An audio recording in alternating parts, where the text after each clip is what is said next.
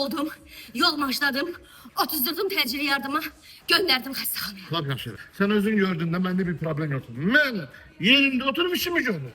Ne kaynaklanırdı ondan kaynaklanırdı. Mən demirəm ki, sən neydi?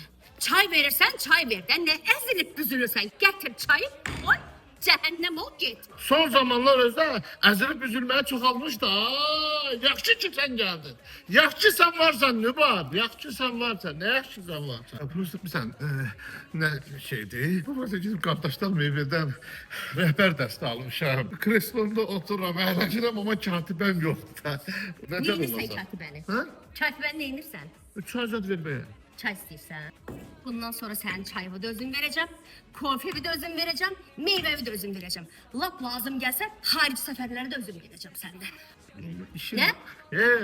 Hiç olsun senden olsun. Burası adam böyle hevesli olur istemiyor. Əzilib büzülməyinə bax. Getsin indi xəstəxanada əzilib büzülsün. Gülerim bırak hayat sana gülmesin.